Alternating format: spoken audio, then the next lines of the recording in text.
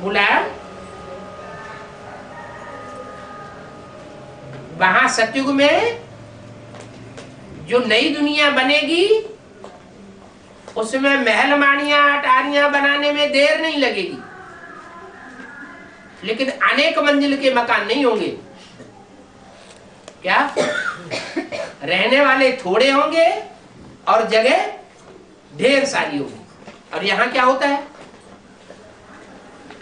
रहने वाले सैकड़ों करोड़ की तादाद में और जमीन थोड़ी पड़ जाती है तो मंजिलें बनाते रहते हैं, 100-100 मार के मकान बनाते हैं। बनाने वालों को ये पता ही नहीं है कि ये एटम बम जो बना के रखे हैं ये हमारे मकान की सजावट के लिए नहीं बने हैं, ये बने हैं तो जरूर कभी विस्फोट होंगे। और जब इनका विस्फोट होगा तो पृथ्वी डोल जाएगी। पृथ्वी के डोलने से बड़े बड़े भूकंप आएंगे, ज्वालामुखी फटेंगे और जमीन के अंदर का माल ऊपर और ऊपर का माल अंदर चला जाएगा।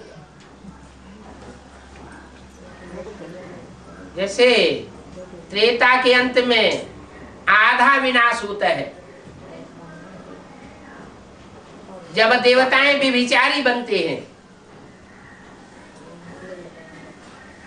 उस आधे विनाश में जो भी महलमाड़ियां अटारियां थी वो सब अंदर चली जाती। वहां महलमाड़ियां अटारियां बनानी नहीं पड़ती। जैसे आज गुफाएं प्रसिद्ध हैं, गुफाओं के भित्ति चित्र देखने के लिए जाते हैं तो वो गुफाएं मनुष्यों ने बनाई थी, पहाड़ काट काट करके बनाई थी, उनमें चित्रकारी की थी। लेकिन सतयुग त्रेता में मनुष्य ऐसी गुफाएं नहीं बनाता, ऑटोमेटिक प्रकृति तैयार करती है। कपड़ा की भी जब जरूरत होती है, दो कला देहभान चढ़ता कम होता है। देहभान जब दो कला आत्मा की कम हो जाती है तो दो कला बढ़ जाता है देहभान। और जब देहभान बढ़ता है तो उस समय ऐसे ऐसे पेड़ पैदा होते हैं जिनमें से ऑटोमेटिक साड़ियां निकलती हैं। जैसे पहले भोजपत्र निकलते थे 2500 साल पहले, 2000 साल पहले पेड़ ही इस तरह के होते थे कि उनमें से पत्तों की तरह कागज निकलता था, ऑटोमेटिक रोल्ड किया हुआ। आज जो मनुष्य कागज बनाते हैं वो तो 100-200 साल 300 साल के बाद पूरा ही सड़ जाता है, और वो भोजपत्र हजारों साल के बाद भी ज्यों के त्यों म्यूजियम में पड़े हुए हैं। तो प्रकृति कैसा अच्छा कारीगर है। इस प्रकृति को बनाने वाला कौन?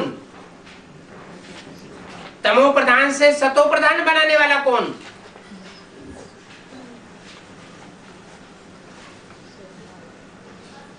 आत्मा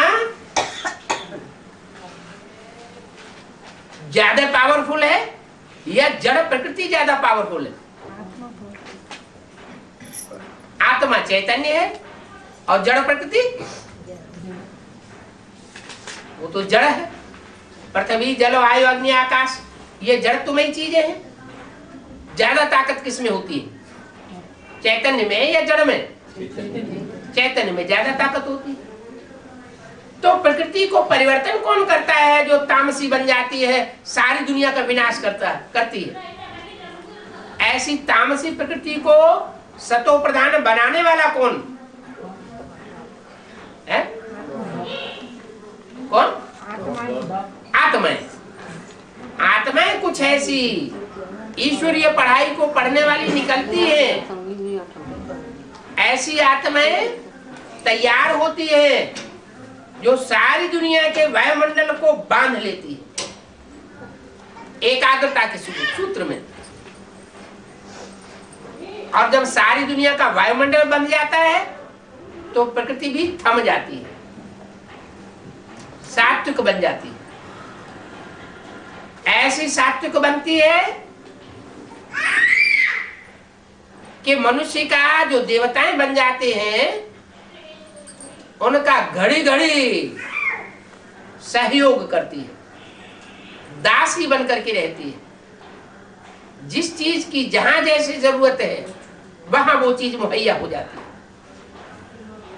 खाना भी वहां नहीं पकाना पड़ता। 36 प्रकार के फल फूल मेवे भरपूर तादाद में मिलते हैं और हर प्रकार के रस के मिलते हैं। कोई मेहनत नहीं करनी पड़ती। आज की दुनिया में मनुष्य मेहनत करना चाहता है या मेहनत से फ्री होना चाहता है? क्या चाहता है? फ्री होना चाहता है। सब चाहते हैं ये मेहनत की दुनिया खलास हो जाए, ये मेहनत की नौकरी इससे पीछा छूटे। लेकिन दुनिया के हालात ऐसे हैं कि पहले एक आदमी कमाता था, पूरा परिवार खाता था, और आज परिवार के सारे सदस्य कमाई करते हैं और पूर्ति नहीं हो पाती।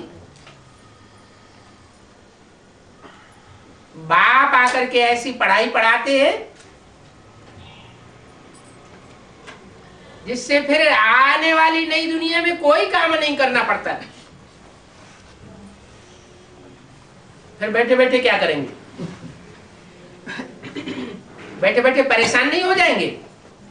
नहीं, वहां संगीत कला होगी, खेलेंगे, चित्रकारी करेंगे, नाटक मंडली बना करके नाटक खेलेंगे, 24 घंटे जश्न मनाएंगे, खुशियां ही खुशियां, कोई प्रकार का लड़ाई झगड़ा की तो बात ही नहीं। घोर सोझरा हो जाता है। और अभी दुनिया में घोर अंधेरा है। इतना अज्ञान अंधेरा फैला हुआ है कि जितना मनुष्य सुख की ओर दौड़ रहा है, सुख के साधनों की ओर दौड़ रहा है, उतना ही वो दुखी होता जाता है। मन परेशान होता रहता है। ऐसी परेशान आत्माओं को शान में रहने की हिदायत बाप आकर के देते हैं। कौन सी शान? आत्म की स्थिति की शान, रूहानियत की शान।